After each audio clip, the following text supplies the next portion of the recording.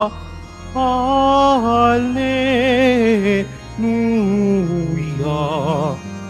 hallelujah,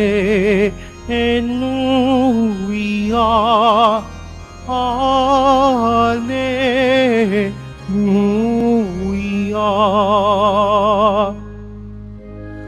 Balita sa inyo ngayon, salita ng Panginoon,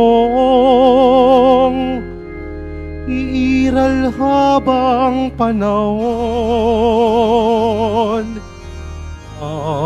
Hallelujah, hallelujah, hallelujah,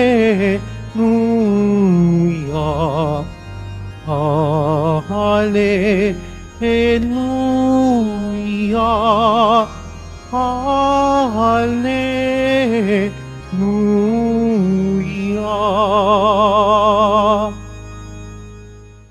Sumainyo ang Panginoon, At sumayo rin. ang mabuting balita ng Panginoon ayon kay San Mateo. Papuri sa iyo, Panginoon. Noong panahong iyon, umuwi si Jesus sa kanyang bayan at nagturo sa kanilang sinagoga. Nagtaka ang mga nakarinig sa kanya. Sabi nila, saan kumuha ng karunungan ng taong ito? Paano siya nakagawa ng kababalaghan? Hindi ba ito ang anak ng karpintero? Hindi ba si Maria ang kanyang ina at sina Santiago, Jose, Simon at Judas ang kanyang mga kapatid na lalaki? At dito nakatira naman ang kanyang mga kapatid na babae, hindi ba? Saan niya natutunan ang lahat ng ito? At ayaw nilang kilalanin siya. Kaya't sinabi ni Jesus sa kanila, ang propeta'y iginagalang kahit saan, liban sa kanyang sariling bayan at sa kanyang sariling sambayanan. At dahil sa hindi nila pagsampalataya, hindi siya nakagawa roon ng maraming kababalaghan. Ang mabuting balita ng Panginoon. Pinupuri ka namin, Panginoong Hesukristo. Magsiupo pong lahat.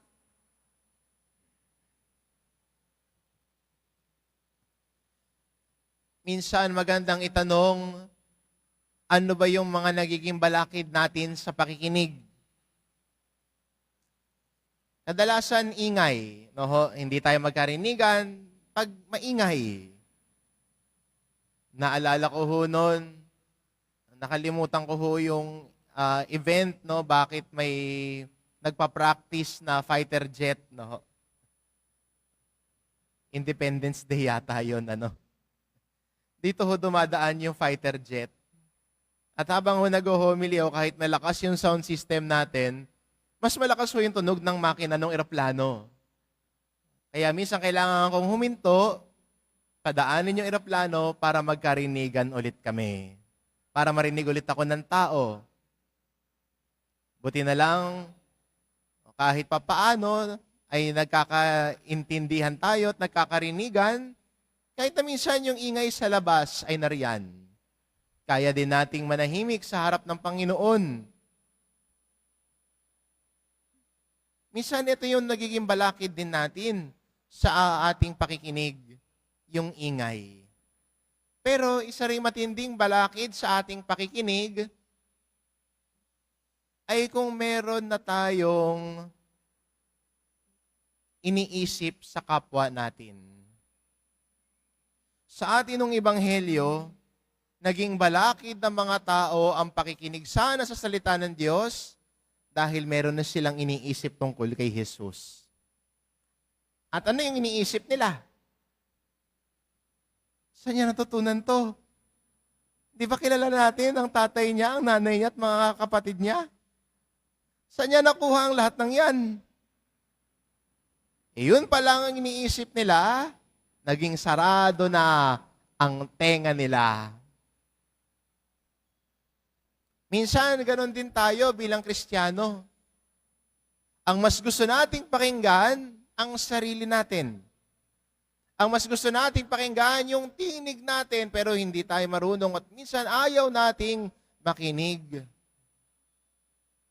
Mas gusto natin pairalin yung ako, iniisip ko, para sa akin. Kahit minsan sa harap ng Diyos, ay nadadala din natin. Na kahit pagdating sa salita ng Diyos, pag hindi natin gusto yung naririnig natin, sinasarado natin ang tenga natin. Kaya kung titignan natin at babalikan ang ating unang pagbasa, narinig natin, no, pinahayag ni Jeremias ang isang paalala. Pero yung mga nakikinig sa kanya, ayaw nung pinapakinggan nila. Hindi okay sa kanila. Kaya, imbis na sana tanggapin at makinig, anong ginawa nila? Inaaway nila si Jeremias at gusto pa siyang dakpin. Minsan magandang paalala din sa atin na sa ating debosyon, mahalaga din na aspeto ng ating debosyon sa Poong Hesus Nazareno ay ang ating kakayahan na pakinggan ng kanyang tinig. At hindi ba doon naman nagmumula ang debosyon natin? Tayo ay naging deboto dahil sa pakikinig. Pinakinggan mo yung imbitasyon ng kaibigan mo na pumunta ng Quiapo. Pinakinggan mo yung imbitasyon o paanyaya na tumungo sa dambana ni Jesus Nazareno. O baka minsan sa iyong buhay, narinig mo ang mga kwento tungkol kay Jesus Nazareno na iyong napakinggan at yung napakinggan mo ang nagdala sa iyo rito. Kaya sana sa ating paglago, sa ating debosyon, ay mas lalo nating buksan ang ating tenga sa pakikinig sa salita ng Diyos. Sa ating paglago, sa ating pagmamahal kay Jesus Nazareno, tanggalin natin yung sa isip natin na alam nating nagiging balakid sa ating pakikinig sa Kanya. Minsan, nagiging balakid sa atin yung iniisip natin, ay alam ko na yan, narinig ko na yan eh. Kabisado ko na yan eh. Na minsan, no, tinatanggal natin yung kakayahan nating makinig dahil iniisip natin, ay narinig ko na yan, kabisado ko na yan eh.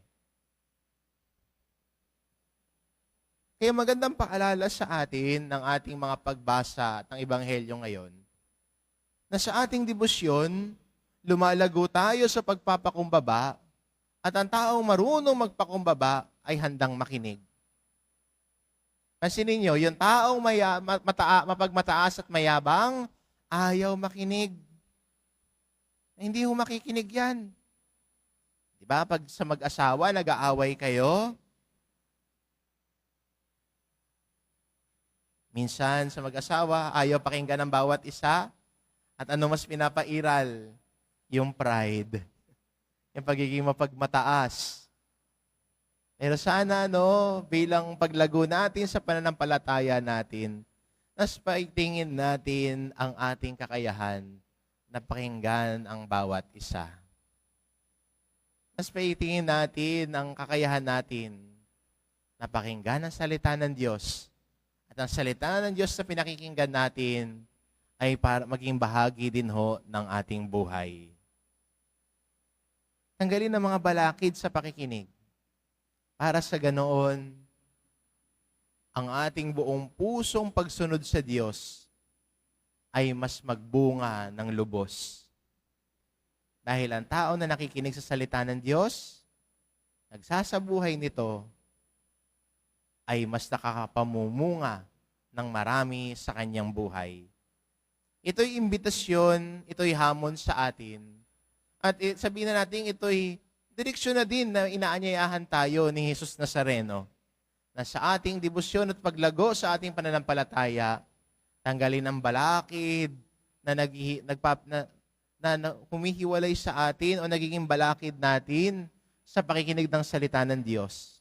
Para ang salita ng Diyos ay buong makapamuhay at makapamunga sa ating buhay. Amen.